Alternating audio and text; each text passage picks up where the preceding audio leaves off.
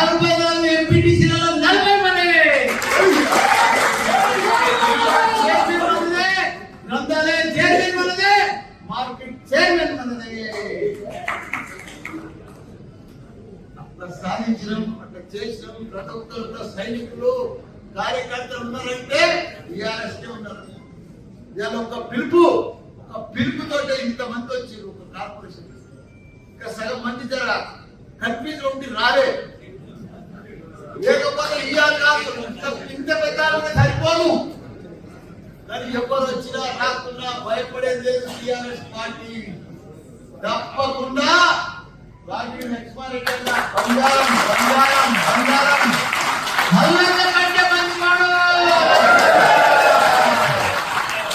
ఎందుకంటే మల్లన్న కంటే మంచివాడు, నాకంటే కూడా ఎక్కువ సేవ చేసి ఎంతో మందికి పేదలకు ఆపరేషన్ చేయించాడు.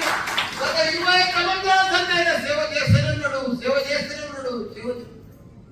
అసలు నాయకుడు ఎక్కడ కూడా మనకు దొరకడం మన అదృష్టం. మనకి ఇంత మంచి ఎంపీ అకౌంట్ మనకు దొరకడం మన అందరి అదృష్టం.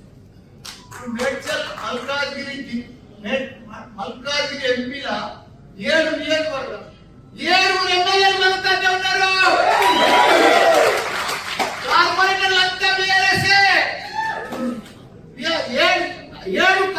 నియోజకవర్గాల్లో కార్పొరేటర్లు అంతా కూడా బీఆర్ఎస్. 200 మంది వాళ్ళకి ఎవరికి కూడా క్యాడర్లు లేరు, నాయకులు లేరు, మనుషులు లేరు, బూతులలో కూర్చుంటేందుకు కూడా లేరు వాళ్ళు.